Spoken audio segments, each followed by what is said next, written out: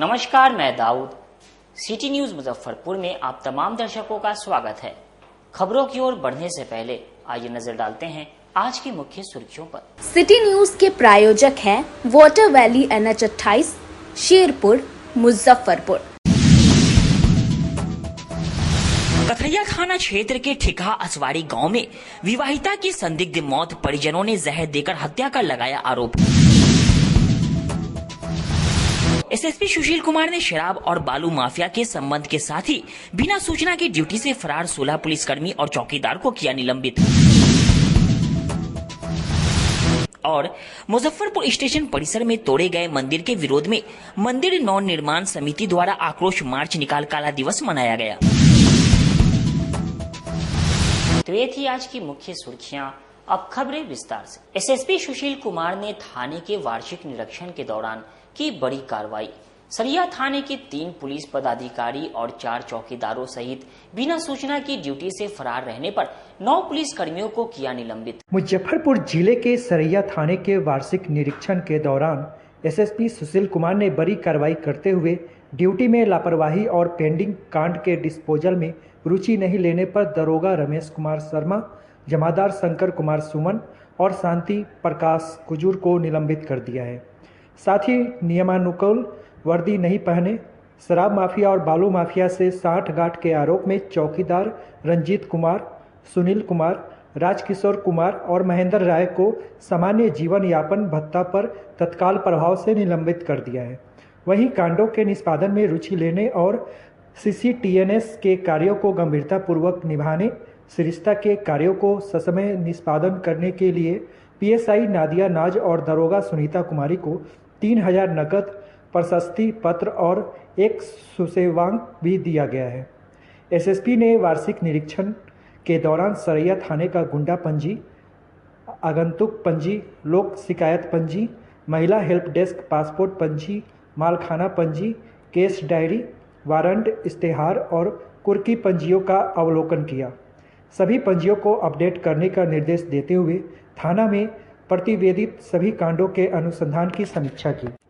वहीं बिना सूची दिए ड्यूटी छोड़कर गायब नगर थाने के दरोगा संतोष कुमार समेत 9 पुलिस कर्मियों, जिसमें नगर थाने के दरोगा संतोष कुमार, पुलिस लाइन से दरोगा जितेंद्र कुमार, हवलदार शिव नारायण यादव, महिला सिपाही आरती कुमारी, गरिमा सुधा, प्रियंका कुमारी, उषा किरण, चालक सिपाही विक्रम कुमार और सिपाही अरुण कुमार महतो शामिल हैं, को एसएसपी सुशील कुमार ने निलंबित कर दिया है। एसएसपी सुशील कुमार ने बताया कि शराब माफिया, बालू माफिया और कर्तव्य से फरार रहने के क्रम में कई बार उनसे मोबाइल और पत्र भेजकर संपर्क स्थापित करने की कोशिश की गई, लेकिन इसके बाद भी वे ड्यूटी पर वापस नहीं लौटे। इसके बाद सभी 16 जिनमें 3 पुलिस पदाधिकारी और 4 चौकीदारों सहित बिना सूचना के ड्यूटी से फरार रहने पर 9 पुलिस कर्मियों पर निलंबन की कार्रवाई की गई है। थाना का वार्षिक निरीक्षण था मेरे द्वारा किया गया है।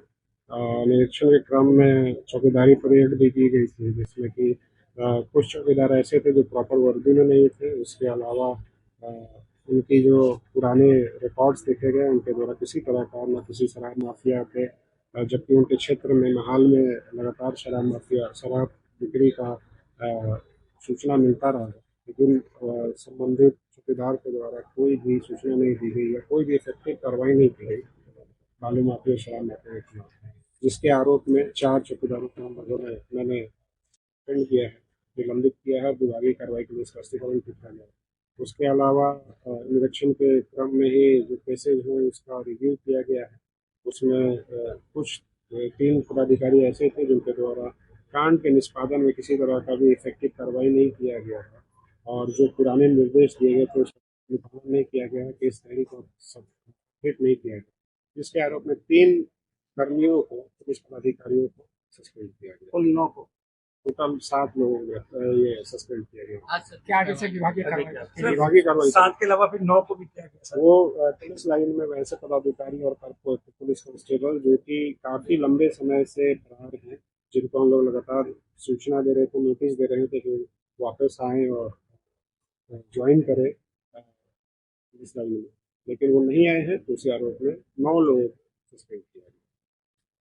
सतत प्रक्रिया लगातार चलती रहती है, जो भी होता रहता है उसकी कार्रवाई, जो सही काम नहीं करते उनकी कार्रवाई होती है, जो अच्छा काम करते हैं उनको। कथैया थाना क्षेत्र के ठिकहा असवाड़ी गांव में विवाहिता की संदिग्ध मौत के बाद परिजनों ने जहर देकर हत्या करने का ससुराल वालों पर लगाया आरोप। मुजफ्फरपुर के कथैया थाना क्षेत्र के ठिकहा असवारी गांव की एक विवाहिता महिला की संदिग्ध स्थिति में मौत हो गई।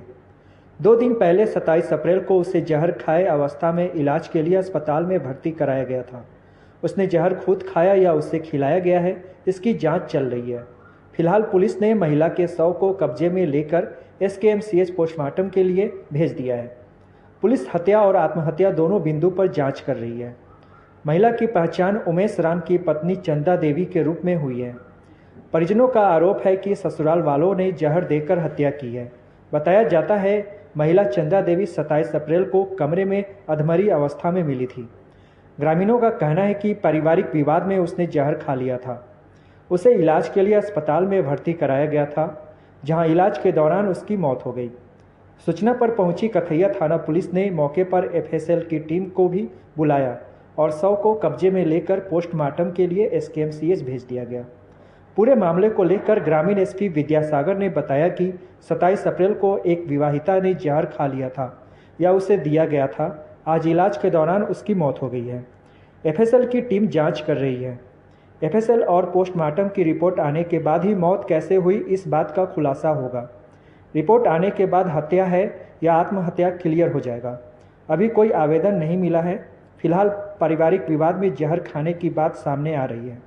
अब उसने खुद खाया या उसे खिला दिया गया, इसकी जांच चल रही है। घटना है ठिकहा असवारी गांव की, जो कथैया थाना अंतर्गत है। यहाँ की चंदा देवी हैं, जिनकी शादी हुई थी उमेश राम से, और ये संदिग्ध स्थिति में 27 को ही इन्होंने, कोई बता रहा है कि जहर खा ली थी, कोई बता रहा है कि नहीं इनको। तो FSL टीम भी चली गई है, जो कि कैसे इनकी हत्या हुई है, कि इन्होंने जहर खाया है या क्या है, वो FSL टीम क्लियर कर देगी। हम लोग अभी आवेदन नहीं मिला है, आवेदन प्राप्त होते के साथ ही हम लोग अनुसंधान करेंगे। तब तक FSL टीम आई हुई है और हम लोग उसके बाद से पोस्टमार्टम में डेड बॉडी को भेज रहे हैं। परिजन अभी तक परिजन, जैसे देखिए 27 की घटना है, 27 को उन्होंने जो भी कांड हुआ था, देखिए उन्होंने जहर खाया था या दूसरे द्वारा खिलाया गया था, लेकिन जहर खाने की बात चल रही है और कि वो बता रहे हैं सब लोग की जहर ही खाई हुई थी। फिर भी हम लोग FSL रिपोर्ट और पोस्टमार्टम रिपोर्ट के बाद ही कुछ कहेंगे, लेकिन 27 के बाद से उनका इलाज भी चल रहा था। कल 28, 29, आज 10 बजे सुबह उनका देहांत हुआ है। तो हम लोग हर एंगल पर इसका अनुसंधान करेंगे और जो उनके परिजन, उनके घर वाले जो लिख करके दे रहे हैं, अब ये प्रथम दृष्टया तो लग ही रहा है कि उनके पति को ये अभियुक्त बनाएंगे और भी लोगों को बनाएंगे। तो वो क्या देते हैं उसके बाद से हम लोग अनुसंधान करेंगे। भाजपा नेता दिवांशु किशोर की विवादित टिप्पणी को लेकर न्यायालय में परिवाद दायर। भाजपा नेता दिवांशु किशोर के खिलाफ सोशल मीडिया पर अधिवक्ताओं के खिलाफ की गई टिप्पणी के विरोध में मुजफ्फरपुर व्यवहार न्यायालय में एक परिवाद दायर किया गया है। यह परिवाद अधिवक्ता एवं समाज सेवी अरुण कुमार शुक्ला द्वारा दायर किया गया। उन्होंने बताया कि जिस तरीके से मुजफ्फरपुर बार एसोसिएशन के चुनाव को लेकर भाजपा नेता दिवांशु किशोर ने अभद्र टिप्पणी की है, वह काफी आहत भरी थी। इसलिए मैंने पुलिस से संपर्क किया तो पुलिस ने कहा कि मामले को व्यवहार न्यायालय में ही दायर करवाई जाए। हम लोगों ने न्यायालय की शरण में न्याय की गुहार लगाई है। वह परिवाद दायर करने वाले अधिवक्ता ने कहा कि 2 धाराओं में मामला दर्ज किया गया है। इसमें 2 साल की सजा और जुर्माना या दोनों है। हम लोगों ने न्यायालय से आवाज लगाई है कि हमें जल्द से जल्द न्याय दिया जाए। हमें पूर्ण विश्वास है कि हमें न्याय मिलेगा। जी, ये मानहानि का मुकदमा है और इसको जो नया कानून आया है भारतीय न्याय संहिता, उसकी धारा 356(2) और 356(3) के तहत केस दर्ज किया गया है। क्या कुछ सजा हो सकता है दोषी लोगों को? इसमें 2 साल की सजा है और फाइन है और बोथ है। एक 256, ये 356(2) जो है उसमें कम्युनिटी सर्विस के लिए भी कोर्ट कह सकता है कि क्या आप समाज में सेवा करिए, वो भी पनिशमेंट में ही आता है। मुजफ्फरपुर रेलवे स्टेशन परिसर में 2 मंदिरों को तोड़े जाने के विरोध में मंदिर नवनिर्माण समन्वय समिति द्वारा आक्रोश मार्च निकाला गया। साहूपोखर से आज मंदिर नवनिर्माण समन्वय समिति द्वारा काला दिवस के रूप में आक्रोश मार्च निकाला गया, जिसमें सैकड़ों युवा सड़क पर हाथ में काला पट्टी बांधकर जय श्री राम और वंदे मातरम के नारे लगाते नजर आए। आक्रोश मार्च साहूपोखर से निकलकर कल्याणी, मोतीझील, धर्मशाला चौक होते हुए रेलवे स्टेशन स्थित मंदिर परिसर पहुंची। इसके बाद सरियागंज टावर पर आक्रोश मार्च का समापन किया गया। मौके पर हिंदू नवनिर्माण समन्वय समिति के सदस्यों ने बताया कि जिस प्रकार से रेल प्रशासन द्वारा रात के अंधेरे में मंदिर को तोड़ने का काम रेल प्रशासन द्वारा किया गया, वो हिंदुओं की आस्था पर एक गहरा चोट देने का काम किया है। इस घटना को 50 दिन आज पूरा हुआ, जिसको लेकर आक्रोश मार्च शहर में निकाला गया है। आगे अगर रेल अधिकारी हमारी समस्या को गंभीरता पूर्वक नहीं लेती है तो आंदोलन और उग्र होगा। नवनिर्माण समन्वय समिति के द्वारा आज ये आक्रोश मार्च निकाला गया है। यह जुलूस नहीं है, काला दिवस के अवसर पर आक्रोश मार्च। काला दिवस इसलिए कि 50 दिन हो गए मंदिर के टूटे हुए। इस बीच में रेल प्रशासन को लिखित रूप में 2 बार हमने ज्ञापन दिया, उस पर कोई कार्रवाई नहीं हुई है। इसलिए हम लोग आज आक्रोश मार्च मुजफ्फरपुर की सड़कों पर निकाल रहे हैं।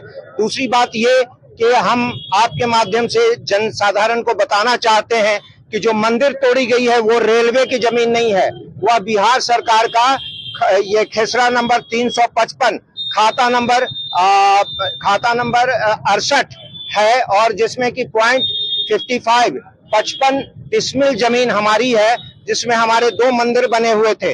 इन्होंने अवैध रूप से उसको अतिक्रमण करने के लिए, उसको कब्जा करने के लिए बनाया है।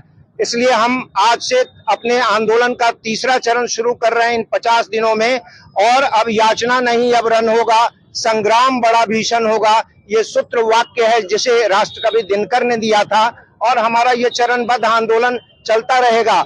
आज हमने फोन भी किया है जो एरिया अफसर हैं रेलवे के, देखते हैं कि वो हम सबों से वार्ता करते हैं कि नहीं बाहर आकर।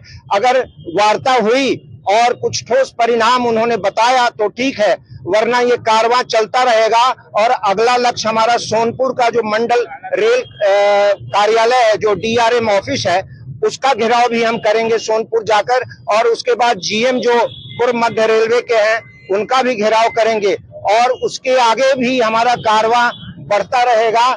और 100 दिन, अगर 100 दिन के अंदर इन्होंने समाधान नहीं निकाला, समाधान का अर्थ होता है मंदिर वहीं पर बनना चाहिए, क्योंकि वो रेलवे की जमीन नहीं है, बिहार सरकार के खतियान में शिव बाबा के नाम से वो दर्ज मंदिर है। रेलवे प्रशासन द्वारा अभी तक इतना तीव्रता के साथ जो मंदिर तोड़ा गया था, आज तक उसका अभी तक कोई भी डिसीजन रेलवे प्रशासन हमें नहीं दिया है, जिसके कारण आज काला दिवस सभी हिंदूवादी लोग, सभी सनातनी लोग आज आक्रोश मार्च निकाल रहे हैं। और इसके बाद हम लोग DRM का भी घेराव करेंगे, उसके बाद GM का भी घेराव करेंगे। जय जय श्री राम। जी हाँ, आज ये आक्रोश रैली के साथ साथ काला हमले का काला दिवस है, जो हमने आक्रोश पट्टी मांगे शांतिपूर्ण ढंग से। वर्षों से निर्माणाधीन चंदवारा पुल का अब फेज 2 के तहत अप्रोच पथ के लिए जेल चौक से सिपाहापुर तक बनेगी सड़क। मुजफ्फरपुर में वर्षों से लंबित चंदवारा पुल के जल्द चालू होने की संभावना है। चंदवारा पुल के अप्रोच पथ निर्माण फेज 2 के तहत जेल चौक से सिपाहापुर पुराना दरभंगा रोड तक 2.95 किलोमीटर लंबी सड़क का निर्माण होना है, जिस पर करीब 120 करोड़ रुपए से अधिक खर्च किए जाएंगे। इसकी प्रशासनिक स्वीकृति मिल चुकी है, अब टेंडर की प्रक्रिया चल रही है। इस बीच पुल निर्माण विभाग की ओर से अप्रोच पथ बनाने के लिए भूमि अधिग्रहण की प्रक्रिया शुरू हो चुकी है। इस संबंध में विभाग की ओर से जिला भू अर्जन कार्यालय को अधियाचना भेजी गई है। इसमें 5 मौजा में 11.8218 एकड़ भूमि अधिग्रहण होना है। समाहर्ता की ओर से इसकी स्वीकृति मिल चुकी है। अब इलाके में सामाजिक प्रभाव का आकलन किया जा रहा है। जिलाधिकारी सुब्रत कुमार सेन ने बताया कि शहर के लिए बहुप्रतीक्षित चंदवारा पुल पर यातायात मई 2026 में चालू हो जाएगा। पहले फेज का काम अप्रैल तक पूरा हो जाएगा।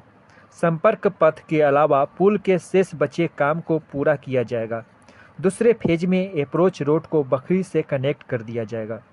इसके लिए प्रशासनिक स्वीकृति मिल गई है। फिलहाल पुल से बांध रोड होते हुए आवागमन चालू रहेगा। डीएम सुब्रत कुमार सेन ने बताया कि सीएम की प्रगति यात्रा के प्रमुख एजेंडा में चंदवारा पुल भी शामिल था। राशि स्वीकृत कर दी गई है। फेज 2 में जेल चौक से लेकर बखरी तक चौड़ी सड़क का निर्माण कराया जाएगा। इसमें 120 करोड़ की लागत आएगी।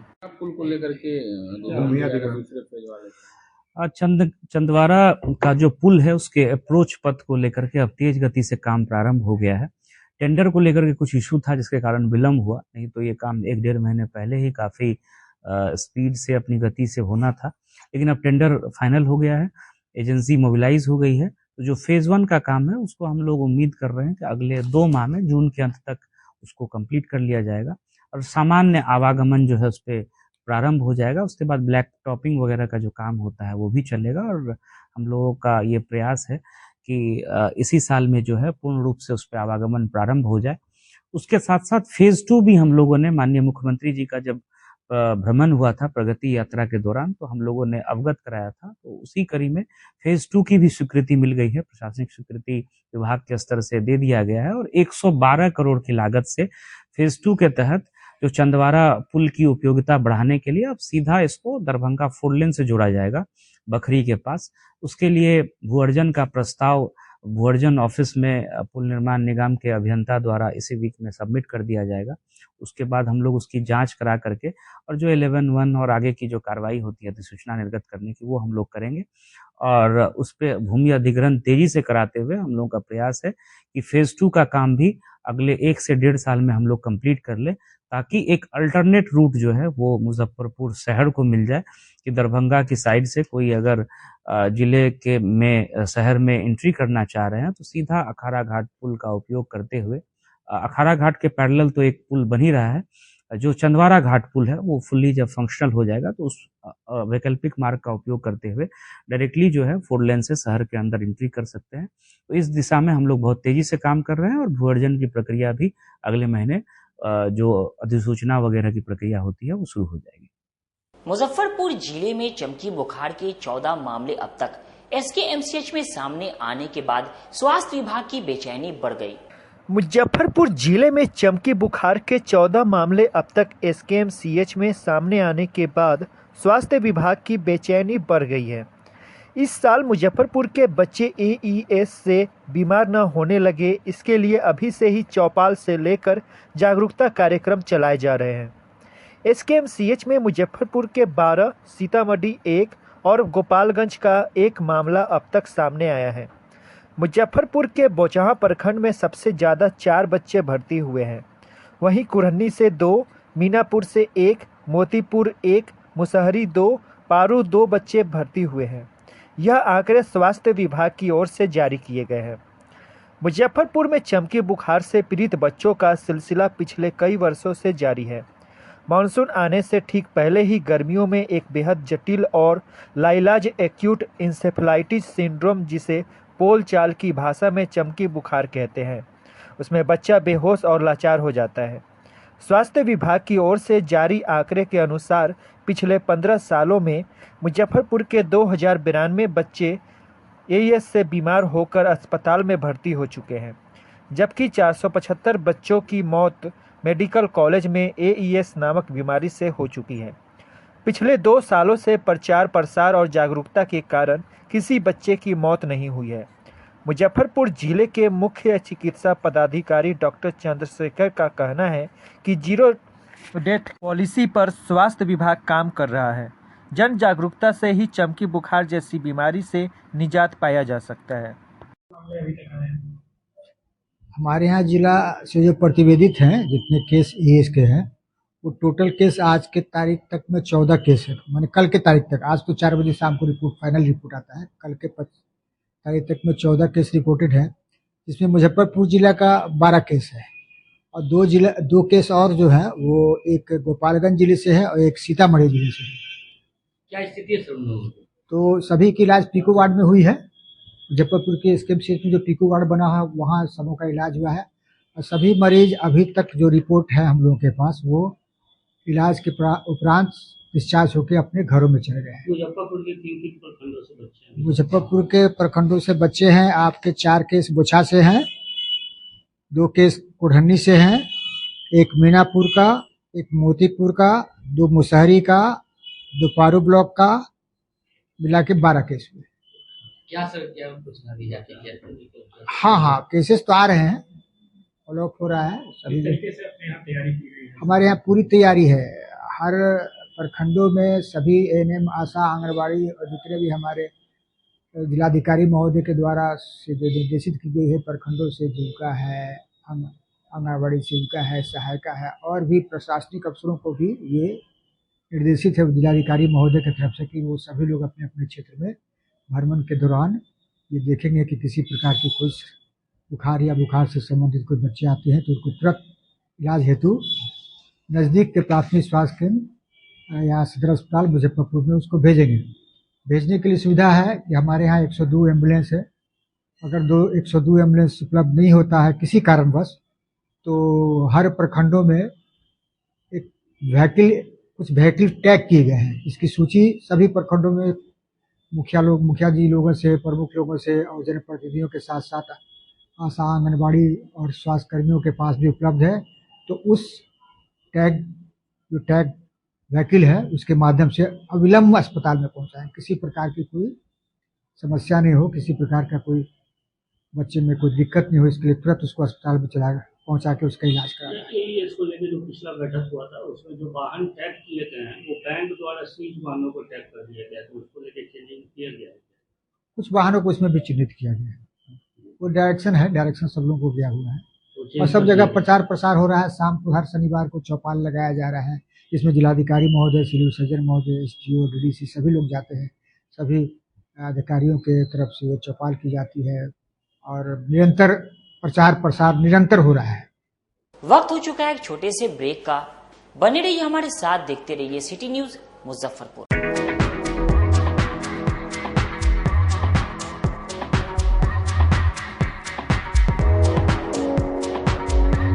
गर्मी में अपने पूरे परिवार के साथ मस्ती करना चाहते हैं तो चले आइए वाटर वैली में, जो कि कच्ची पक्की चौक से 2 किलोमीटर दूर शेखपुर NH के समीप स्थित है। शहर के लोग यहाँ मोटरसाइकिल और कार से काफी आसानी से पहुँच सकते हैं। यहाँ आप अपने परिवार के साथ फुल मस्ती कर सकते हैं। वेव पूल, रेन डांस के साथ भव्य वाटरफॉल बनाया गया है। छोटे बच्चों के लिए कई प्रकार के स्लाइड्स बनाए गए हैं जहाँ बच्चे अपनी मस्ती में डूब जाएंगे। इसके अलावा खाने पीने के लिए बेहतरीन सुविधाएं उपलब्ध है, जहाँ पूरे परिवार के साथ व्यंजनों का लुत्फ उठा सकते हैं। तो देर मत कीजिए, गर्मी में मस्ती उठाने के लिए वाटर वैली तुरंत पहुँचे। हमारा पता है water Valley NH 28, Sherpur, Muzaffarpur. हमारा कॉन्टैक्ट नंबर है 6202 584955।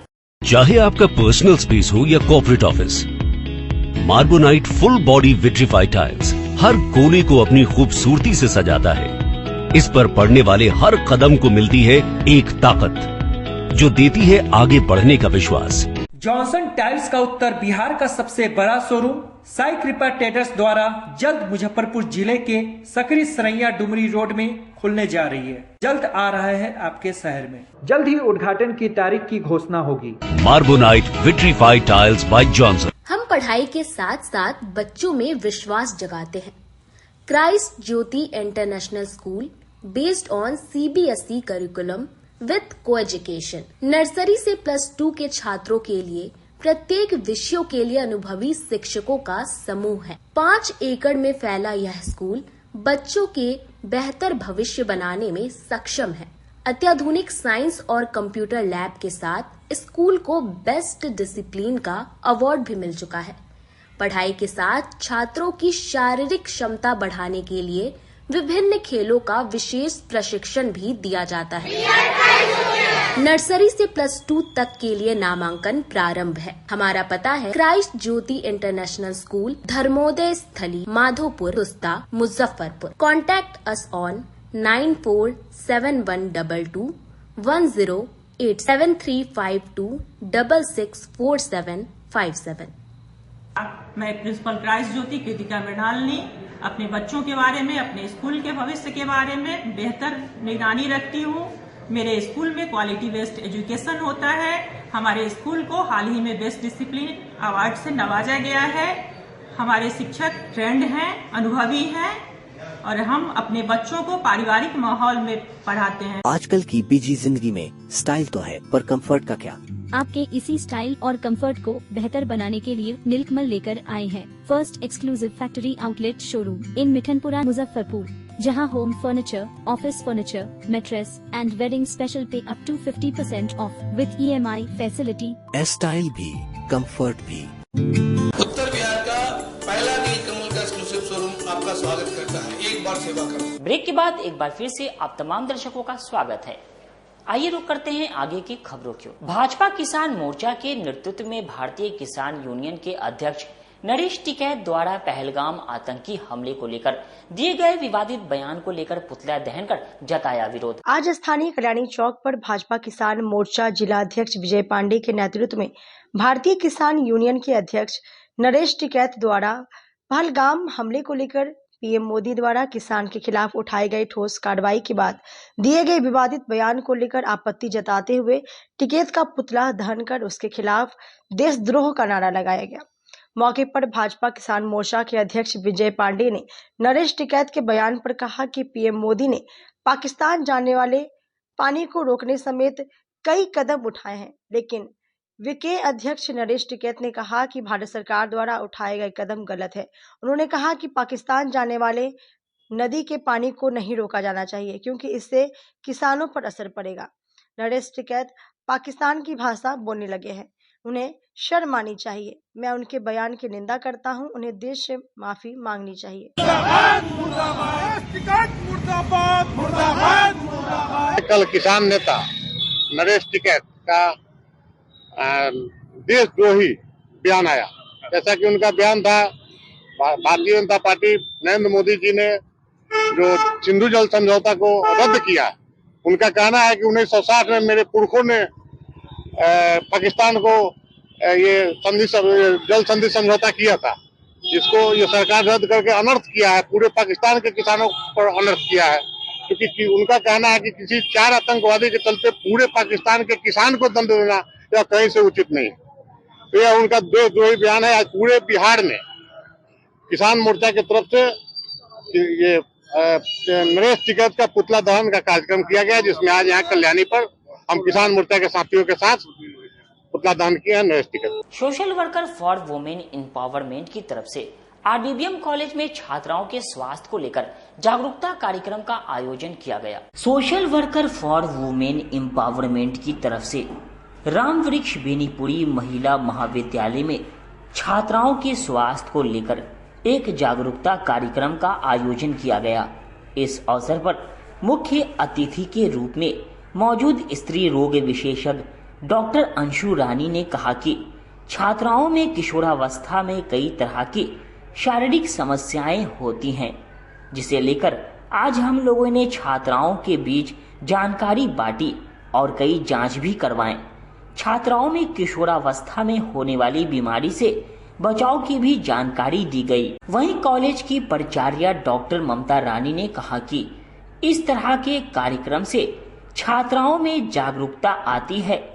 महाविद्यालय द्वारा समय समय पर स्वास्थ्य जागरूकता कार्यक्रम चलाया जाता है ताकि छात्राओं को इसका लाभ मिल सके। वहीं social worker for women empowerment की संस्थापिका बबली कुमारी ने कहा कि हम समय समय पर जागरूकता कार्यक्रम चलाते रहते हैं। खास करके किशोरावस्था की लड़कियों को विशेष जानकारी दी जाती है ताकि वह अपने शरीर का विशेष रूप से ख्याल रख सके और शरीर में होने वाले बदलाव को स्वीकार कर सकें। इसलिए आज स्वास्थ्य जागरूकता कार्यक्रम का आयोजन किया गया है। उन्होंने महाविद्यालय प्रशासन को कार्यक्रम में सहयोग देने के लिए धन्यवाद दिया। वुमेन एम्पावरमेंट के तरफ से एक स्वास्थ्य जागरूकता कार्यक्रम रखा गया है छात्राओं के लिए खास करके।